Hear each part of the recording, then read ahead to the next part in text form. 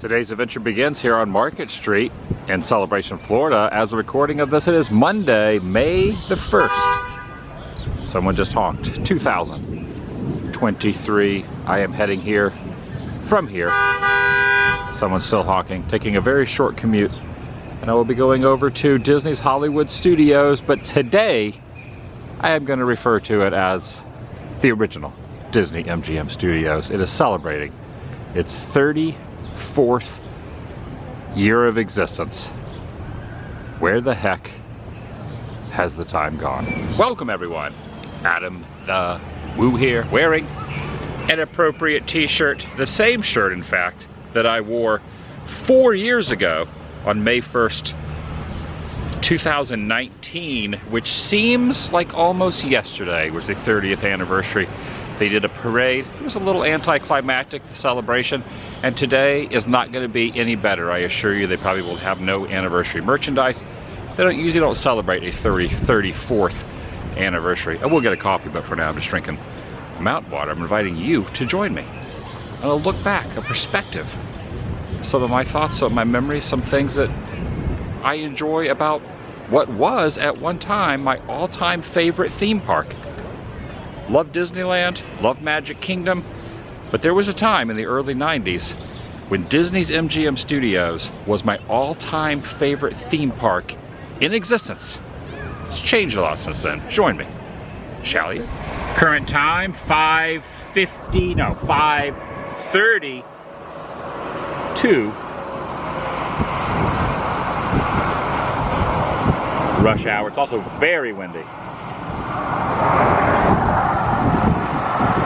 And because it's after 2 p.m., Hollywood Studios does not need any reservation system for annual pass holders after 2. None of the parks do anymore after 2 p.m., except Magic Kingdom on the weekends. Saturday and Sunday Magic Kingdom, but every other park after 2, no reservations needed.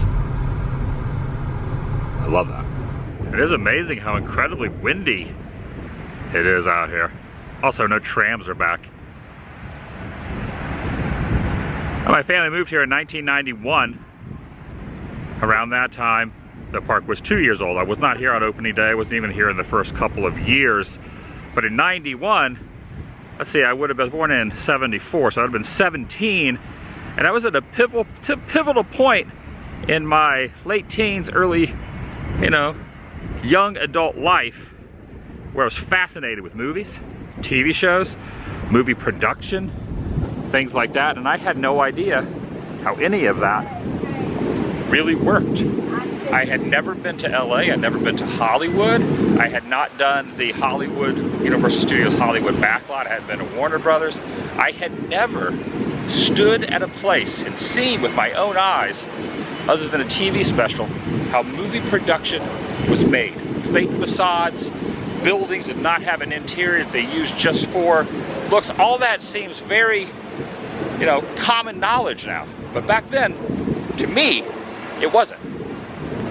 And when I came here, I was just, my mind was just blown away by all of that. And I really soaked it in, and I embraced this place so much. And I've said this in the past, Streets of America, which later became, well, actually originally was called New York Ave, then it became Streets of America, where they had the San Francisco area. That was kind of my Main Street USA in a lot of ways. And I love Main Street USA at Disneyland and Magic Kingdom.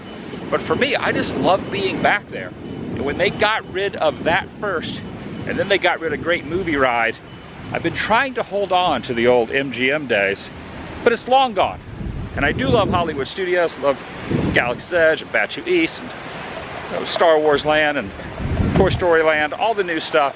I even like the Mickey and Minnie attraction because now we can go back in the Chinese Theater once again. But once the Great Movie Ride, Streets of America was erased from existence.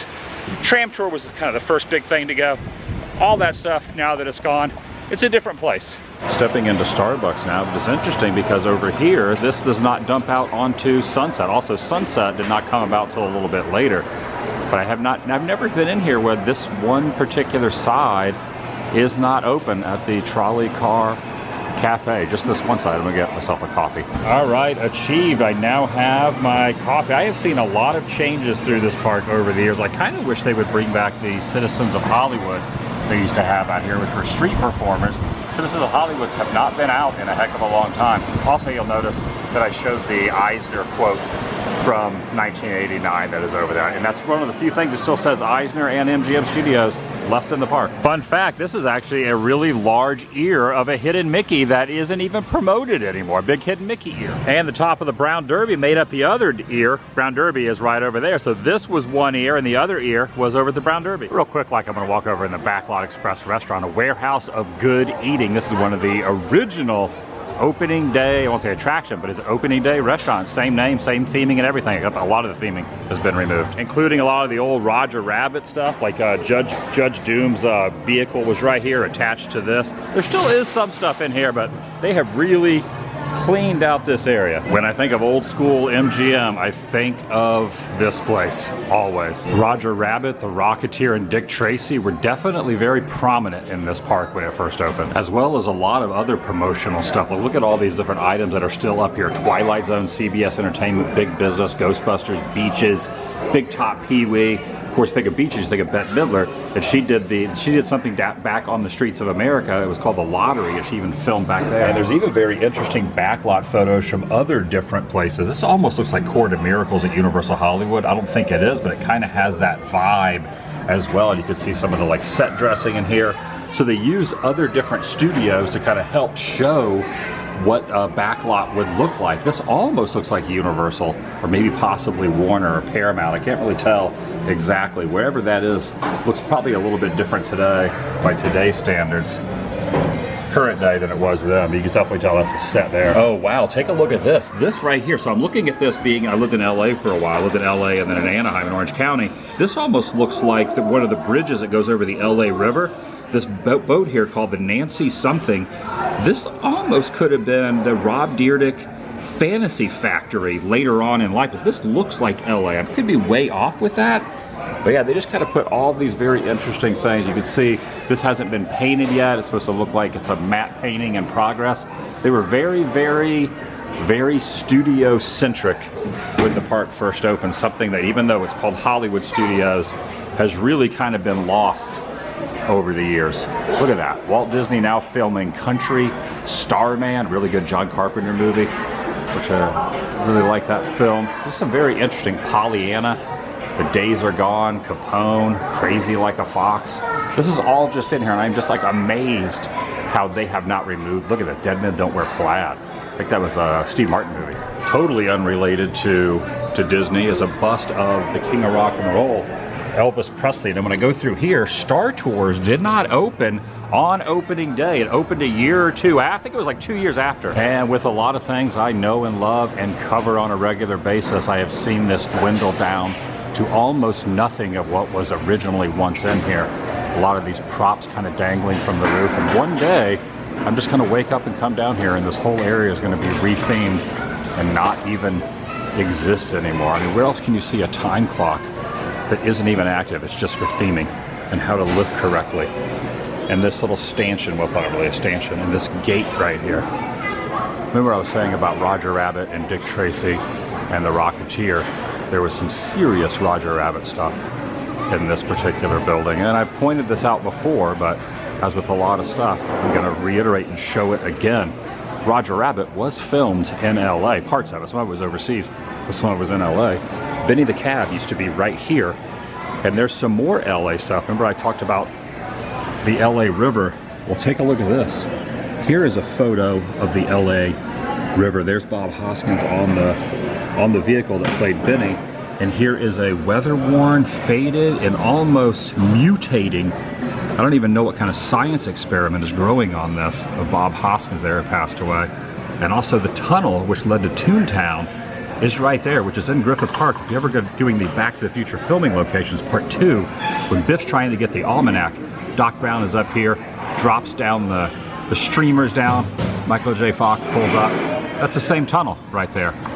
And in the past, I've kind of been confusing with my explanation about this pole here, which is where Jessica, Benny slams into there, Jessica goes flying, you know, everyone back in the day would like slow-mo it and pause it to try to see, you know, certain things on a cartoon of Jessica, which is, you know, kind of an interesting time frame before DVDs and all that, but that's also the same pole that the manure truck was parked in front of in Back to the Future 2.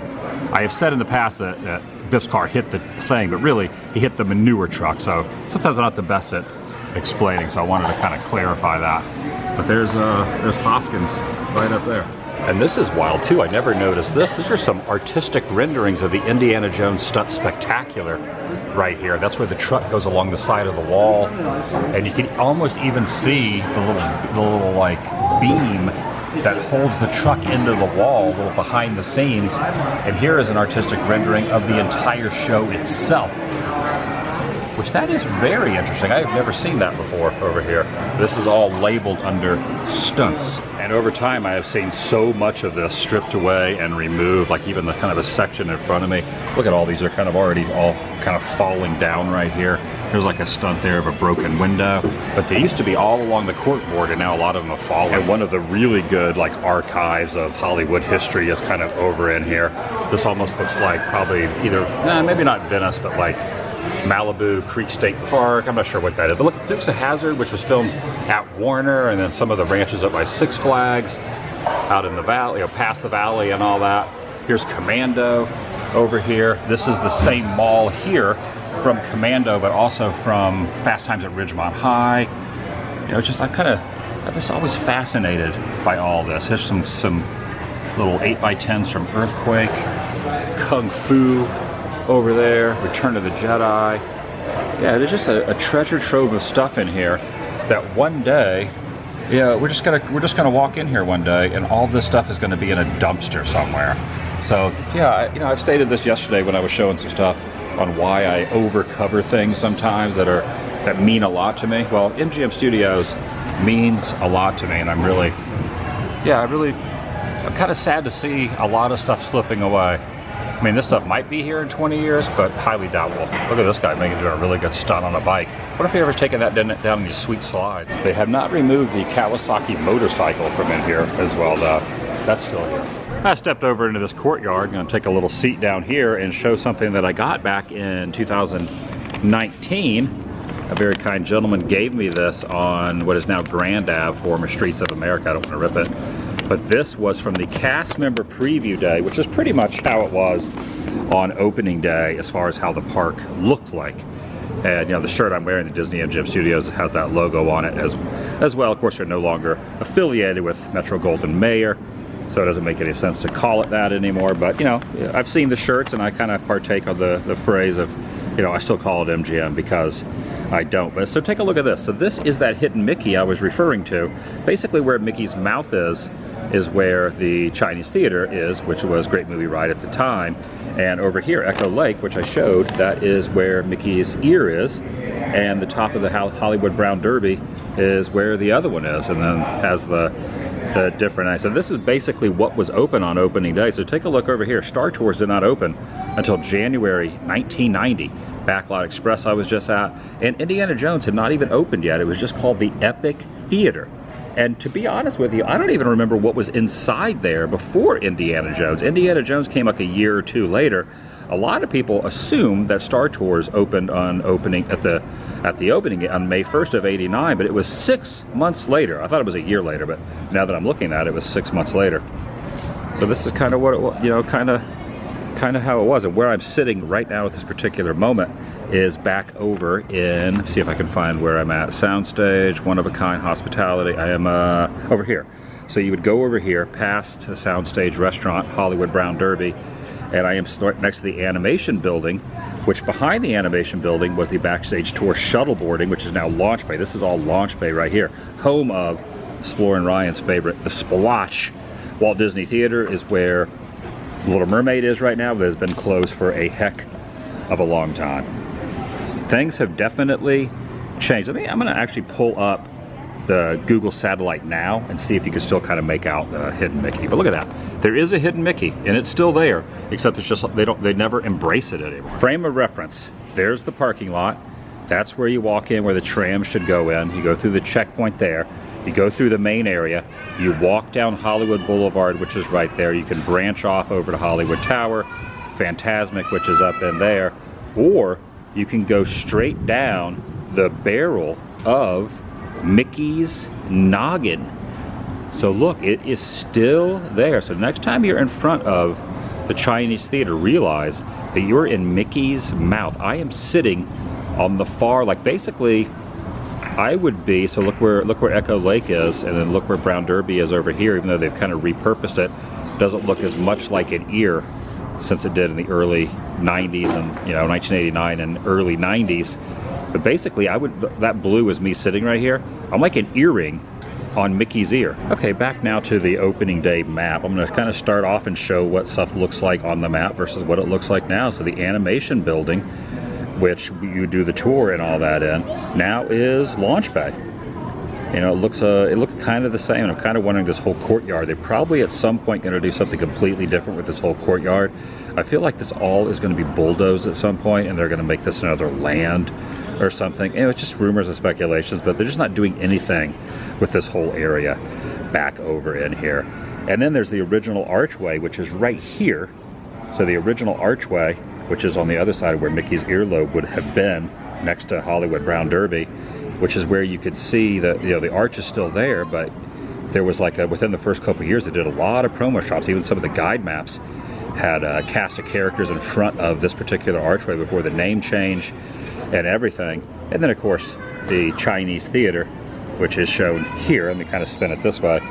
So the Chinese theater has gone through a couple different implementations or a couple different versions with the Great Movie Ride, which is a tragedy that has been completely removed. Mickey Minnie is fun, but definitely like after you do it like 10 times, you kind of miss the Great Movie Ride. I definitely miss the Great Movie Ride considerably. And then you go over to Superstar Television Theater, which I have fond memories of Superstar Television, which is now the Frozen show, which is really, really good. I love the Frozen show. I love the holiday overlay they did on the Frozen show. I love the live sing-along Frozen show. It's definitely worth doing. However, the Superstar Television, I have fond memories of my family coming here in the early 90s, and my dad would always get on Superstar Television. He would get right up front. When a cast member would ask for volunteers, he would raise his hand, boisterously and very, very loudly. He would always get on the show, and he would either do the Lucy scene or the David Letterman scene.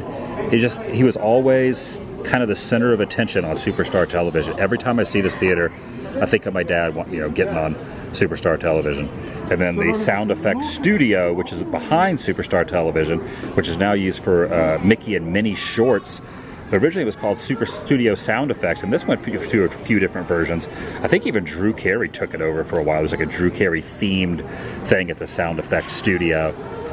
It's just kind of interesting the way things have progressed and changed since then. Of course, the Epic Theater, which is now used for the Epic Stunt Spectacular.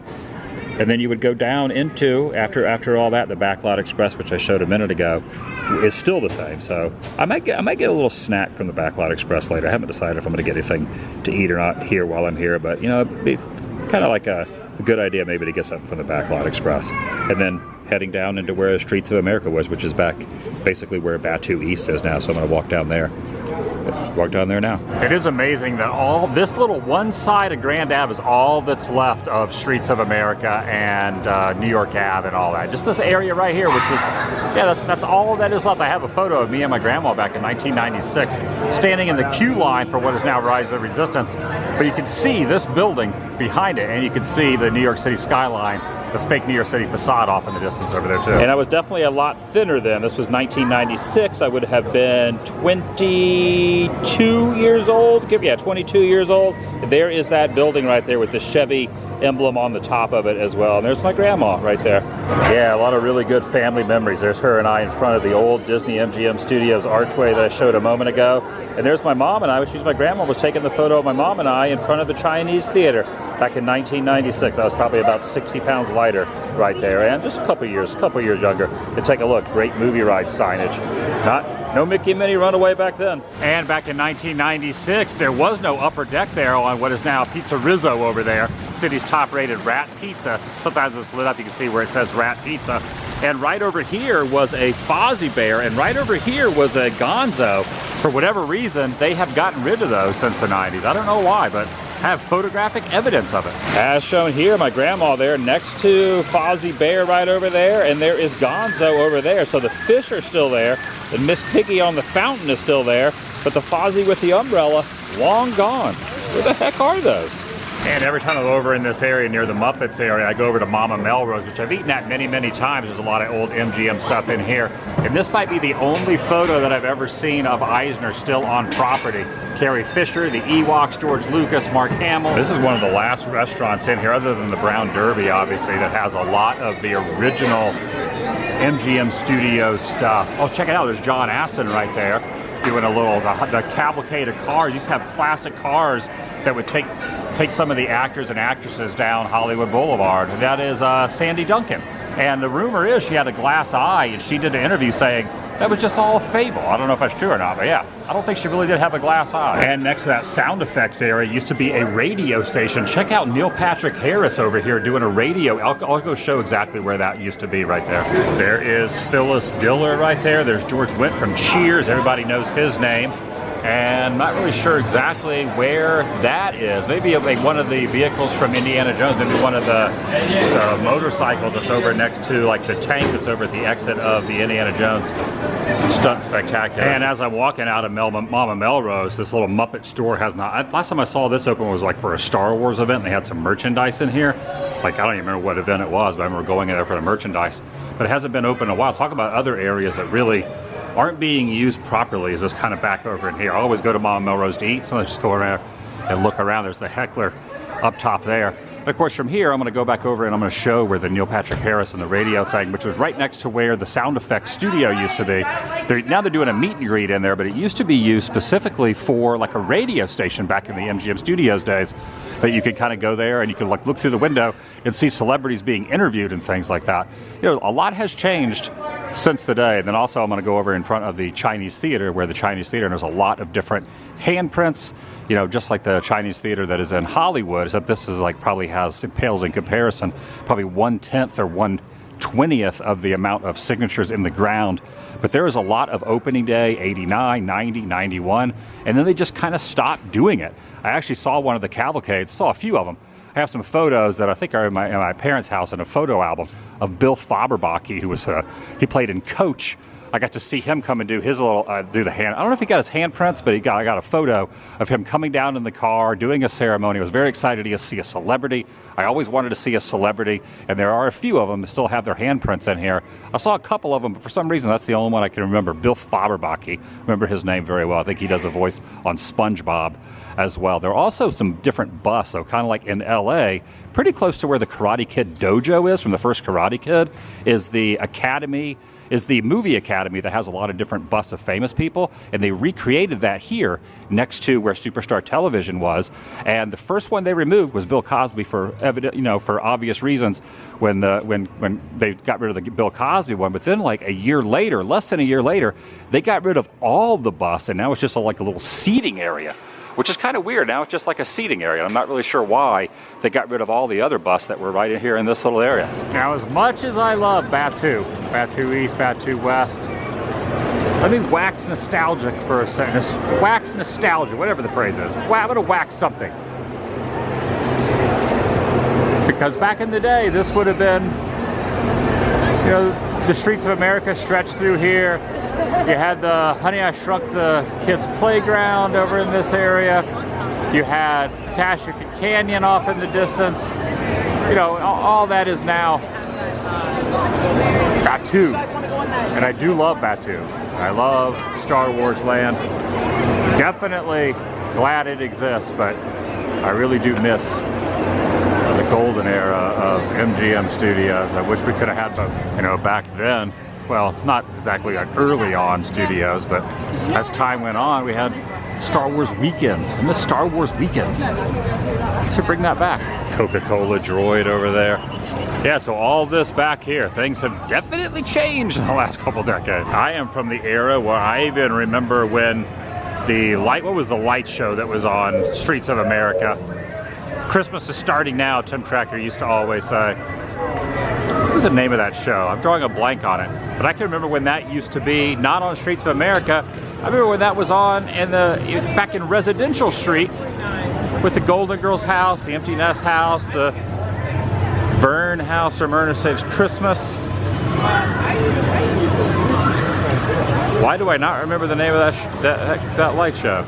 But yeah, it used to be set up on, they put the lights on those fake facade houses that the tram would drive around through. And then after a couple of years, they moved it on the streets of America, New York Ave, and all that. And that's kind of what I remember this little area back here being known as. I mean, it is a great area now, but yeah, that's just, it's changed a lot. Oh yeah, I got a couple pretty good photo pass moments of the cast member with my MGM Studios shirt on, and the park looked like back in 1989 right there in front of the archway right there. So I got a good look at the cast member, was pretty excited to go, oh yeah, I get a good photo of that. So I got a good photo of me with a little retro goodness going on. But I'm also torn between nostalgia and what the park is now. I mean, I love Star Wars, I love the Toy Story land, so I'm kind of like, yeah, out with the old, in with the new, but I miss the old, but I also like the new. Because I don't even know if that type of park would work in this day and age. I mean, it works at Universal Studios Hollywood because it's such a small portion of the Backlot tour. But I don't even know if that, you know, a 1989, early 90s version of Studios would even work nowadays. Those of us that are into filming locations and how productions work and all that, I don't know if we can keep a theme park afloat. I mean, we love it for nostalgia reasons, but would it really keep, was it a good business model? I don't know. Your guess is as good as mine, but I guess we don't have to guess because it doesn't even exist anymore. Yeah, this area I'm walking through right now used to technically be backstage, not back. All the backstages have kind of shifted since the 90s. I headed back over to the Backlot Express. They are preparing, up there it's already now, mobile pickup number 5. It said find a nice place to sit and relax, but I didn't have to relax very long. It looks like it is now prepared. I'm gonna get a chicken salad. Yeah, I figured it just made sense when I was kind of talking about old MGM stuff to eat inside the original MGM restaurant, Backlot Express. I got a Smart Water. I got something that's called a Southwest chicken salad. Has a little bit of ranch on it. I asked for a calorie count, and the cast member said they were gonna ask the chef. So far, I've asked at 3 or 4 different Disney places. For some reason, I can never find a calorie count on anything. He said, if I find it out, I'll come over to your table. I said, if you find out what the calorie count is, come find me and tell me. If there is no calorie count, you know, just stay behind the counter. It's not really that big of a deal. But I'm kind of thinking he's not going to show up and tell me the calorie count, because I don't think Disney does calorie counts like some other restaurants do, which is really weird. And the cast member did come back over and say, no such luck. He said they have all the nutrition information, no calorie count, which is weird. Despite all my rage, I'm still just an MGM Studios fan in a cage. I'm not really in a cage. It's just like the theming. It's the theming in here. But yeah, I'm gonna just like devour this down and go full on salad tonight. This is my meal. Dang, this is actually pretty good. I think in the future I'll probably end up getting this again. It's got the chicken on, it's got the little salsa, it's got the lettuce, and probably the worst thing about this is the sauce that's on it. It's like a spicy ranch kind of sauce. There's a lot of veggies and stuff, so I don't know. Maybe 1,000 calories for all this. Maybe 1,200. I don't know. I'll put 1,200 in my app. There's probably a little less of that. All right, I may have now found a new go-to over here. That Southwest chicken salad was really freaking good. Really good. There really is something extra special, magical about after hours at Hollywood Studios, former MGM Studios.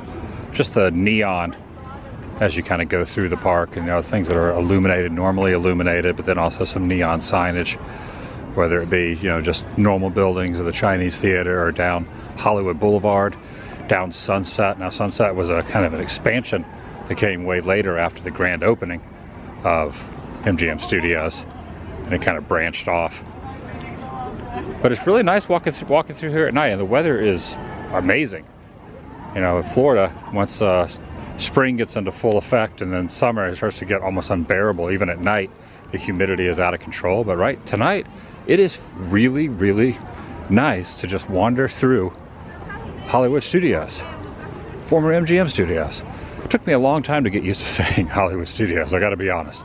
It took me a very long time for that to start to flow off my tongue at a normal, without you know, forcing myself to say it. And I did stop into a couple of the stores on Hollywood Boulevard just to see if they had any specific merchandise for today.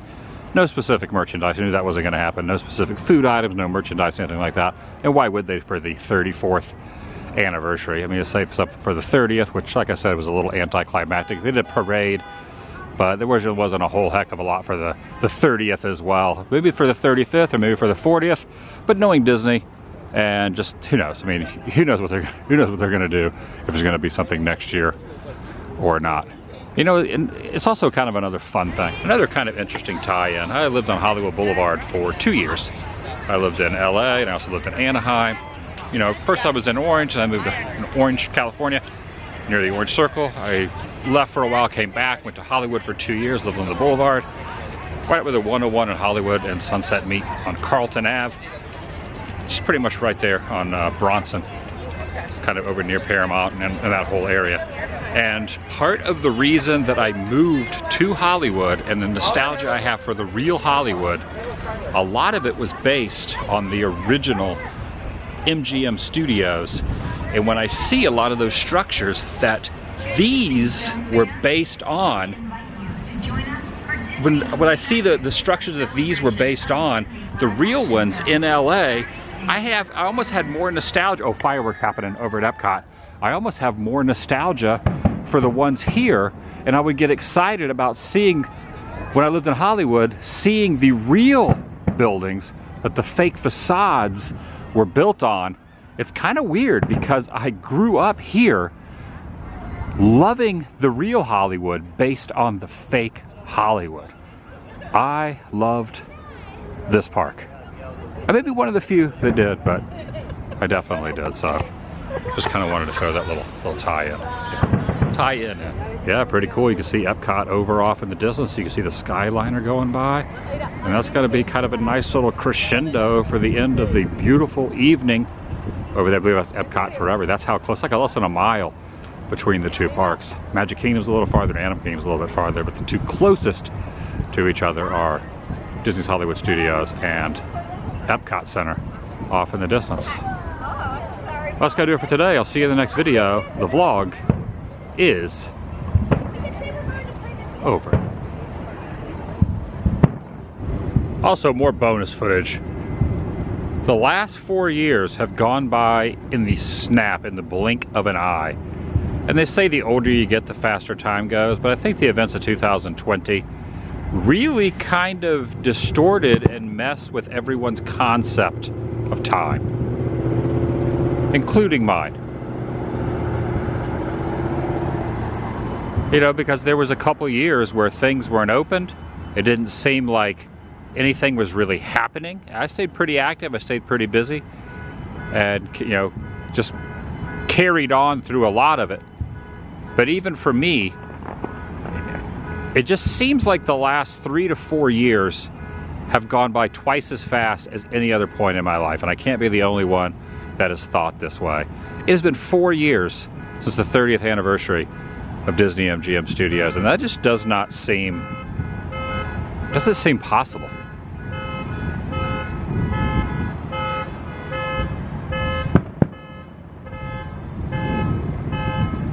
Things that make you go, what the? Also, I really love being an annual pass holder living this close to the parks. AP Life. Is that the grand finale? Is this oh, I think it's the grand finale. Bonus footage.